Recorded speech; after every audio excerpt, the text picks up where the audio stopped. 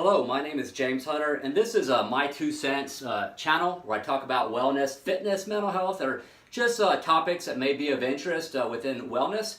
And today I want to talk about anxiety, and there's a lot of things that can be said about anxiety. So I want to first kind of give a general overview about what comes to mind when people think about anxiety. Becoming anxious, maybe fearful.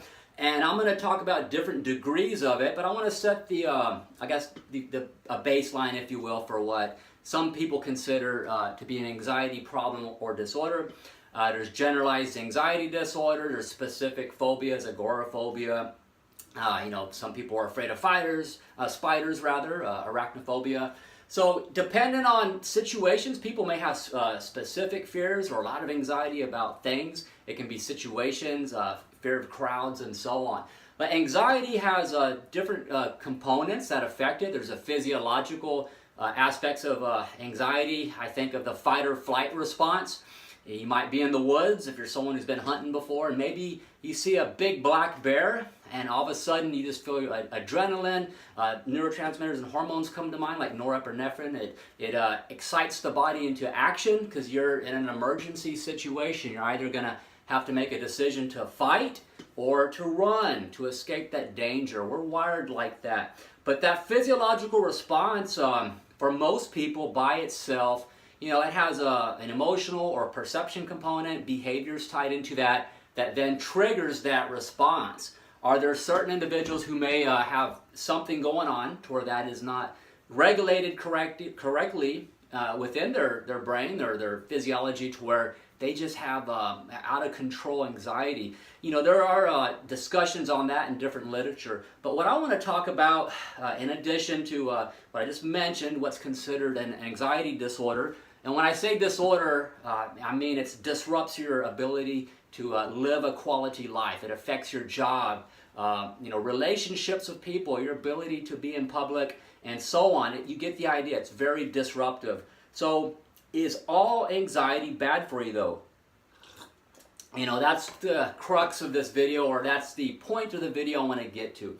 Is all anxiety necessarily a bad thing? And I want to propose to you in this video that not all anxiety is bad.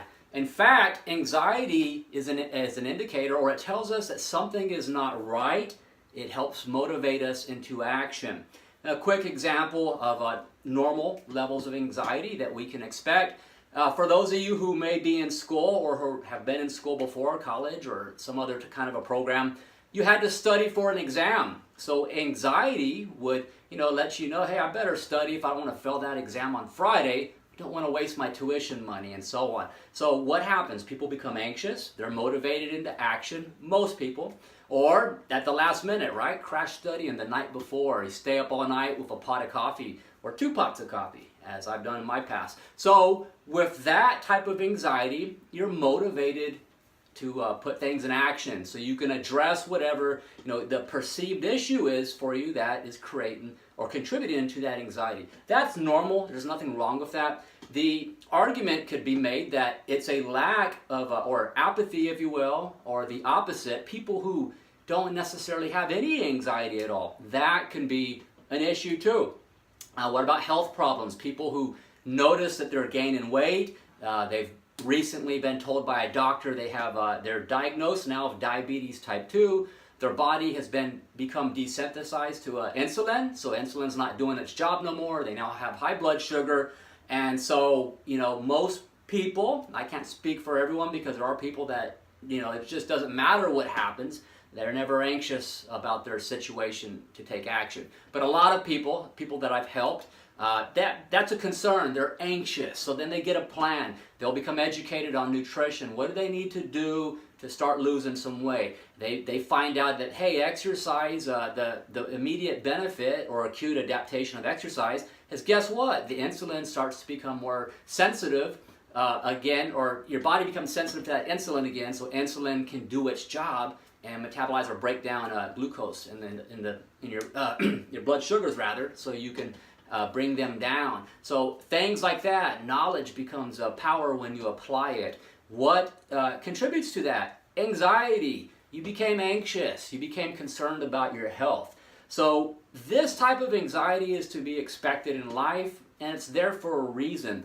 We live in a culture, at least in my circles in life, in my work experience, individuals, you can say advertising or just, a lot of it is lack of coping skills that they have been either directly or indirectly been conditioned either through experience or whatever their role model, vicarious learning, what that situation is. They get to a point where they view the solution to any kind of anxiety is to get medicated. There's benzodiazepines, Xanax comes to mind. It's one brand name, there's a lot. I'm not going to go into the whole list. But individuals are prescribed this. Usually it's a PRN as needed. It's not necessarily meant to be long-term. Some will be prescribed this benzodiazepine medication also for, to help them relax so they can go to sleep. Some individuals who are claustrophobic, they don't like being in tight spaces. They may need an MRI done or need to get in a diagnostic machine that's very close space where they're going to be real, in a tight spot, basically. So what do they do then? I know people who had to be in that situation. They give them a Xanax, a benzodiazepine, help them to relax. So it's used on a PRN or as prescribed as needed situation. So what you do see, however, is certain individuals, they learn or they adapt or adopt that method as that's their coping mechanism for all anxiety. They don't learn coping skills. How do you manage stress? How do you deal with people? How do you handle disappointing news? Conflict resolution, stress at work, There's another similar thing people do. It's called alcohol. They had a bad day at work. They buy a 6-pack of Tall Boys on the way home, or they go to the bar at a happy hour and they drink. That's what people are doing with alcohol when they use it to manage stress. They're self-medicating and using that as their approach to manage anxiety, to feel less anxious. The problem is most people understand that alcohol, when abused, it can have a lot of side effects that are not good for your health and definitely can be disruptive in your life. So benzodiazepines, which are, they're similar in terms of, people on that medication can feel like if they abuse it, they can be like they're buzzed, if you will. Some people start taking it for that reason. But yeah, they'll feel less anxious because they are under the influence of that drug.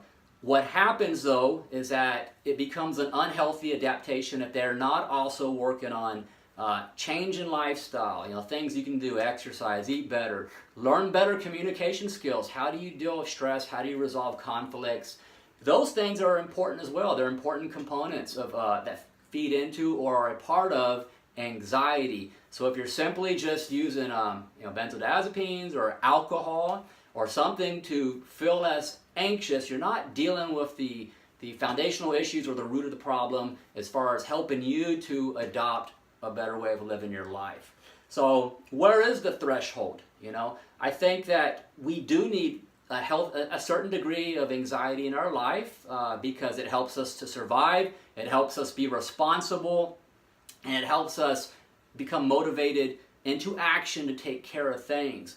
And so with that said, I'm not saying that you should go through life being anxious all the time. What I am saying is that to understand that you will feel anxious within a certain degree, which is to be expected. You're a human being, it's going to happen. So what I am suggesting is to understand that as a normal experience for people and rather work on having a plan to manage stress and how you cope with it and what you can do with yourself first. Understand that not everything necessarily is always means that you have a disorder or there's something wrong with you in terms of being an individual that automatically needs to be medicated. There are some people that, they got an issue going on, and typically when things are done in the most ideal situation in this world, then they're not always, it doesn't always happen like this, but they will essentially communicate with their doctor. They may see a specialist like a psychiatrist, and they might, be put on a prescription. They may try to rule things out first, and that way they have a better understanding of your situation. I've known of some doctors that are a bit more conservative in their approach. They may recommend that an individual first work on learning how to manage stress. Do they have coping skills in place first? If they've done all of that and they're still, their life is still disrupted, then yeah, then certain individuals may require that, for ongoing or a longer period of time. So this is a conversation I just wanted to have to get people to think. If you're watching this video and perhaps you're somebody, you have had issues with how you manage anxiety. Maybe you've, drank alcohol in the past, or maybe you've done other things as far as your way of dealing with it. What are things that maybe you're doing now differently if you've made a change? What are some suggestions as far as your ideas? How do you manage stress? How do you cope with it? We're all different.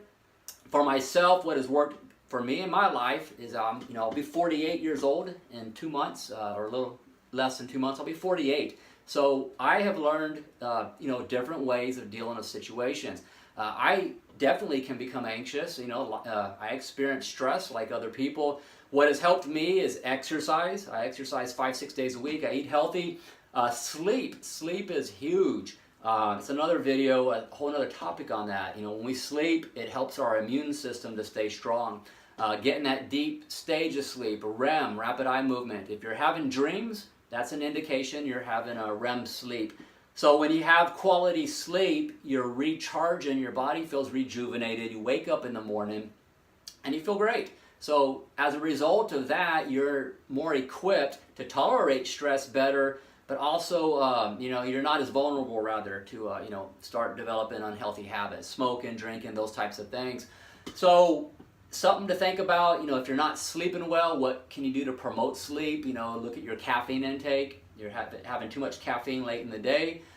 Mood disorders. When you look at mood disorders, you can see also usually an association there, or you'll have also going on is a disruption in sleep.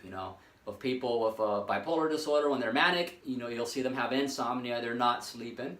Obviously, they're not going to tolerate stress very well, or anxiety. And people who are depressed, they can get to where they want to sleep all the time, kind of in the opposite direction.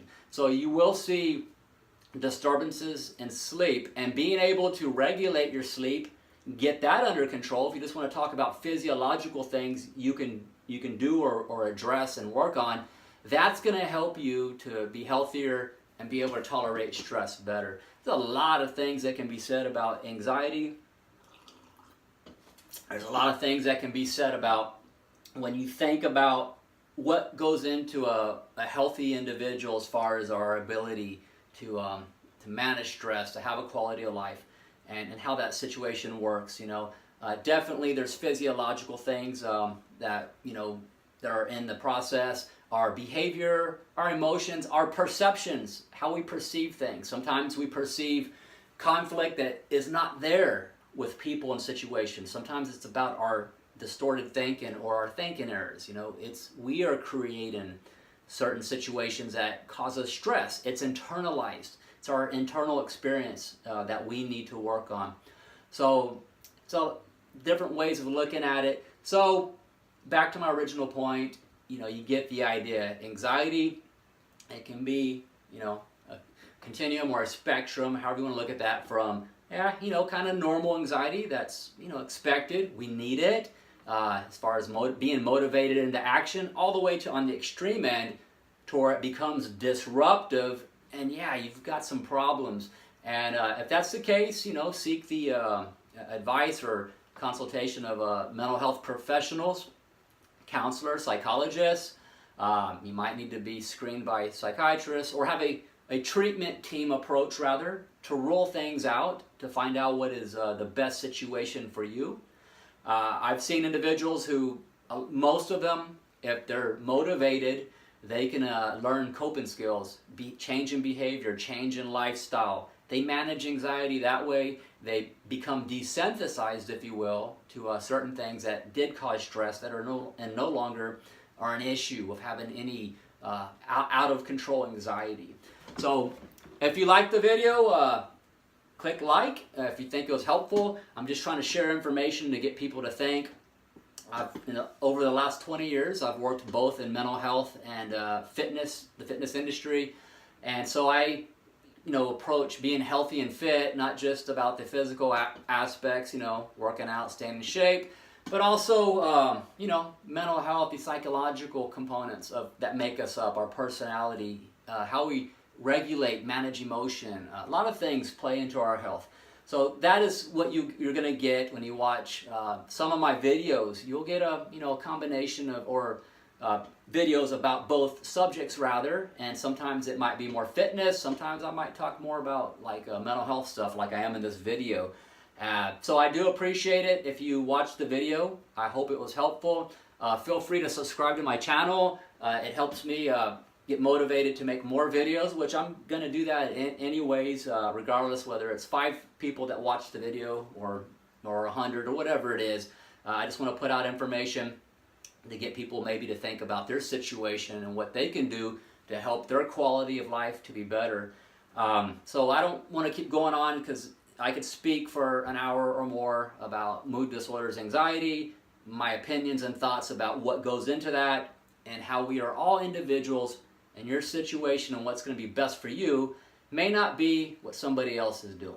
So remember, don't be apathetic. Embrace the normal type of anxiety that is there to tell you something's wrong and that you need to get off your rear end and to do something about it. Not everything needs a 6-pack of beer or a shot of whiskey or a prescribed med to solve your problem. In fact, that's just numbing you up, and it's not solving anything in terms of the change in behavior you need, your change in thinking, and you needing to be motivated to action. And so until I make another video again, I hope you all have a good weekend. I'm here in South Texas. It's in the 60s in March, and so maybe we'll be getting some sunshine here before too long, and I can make some videos outside. Take care and have a good weekend.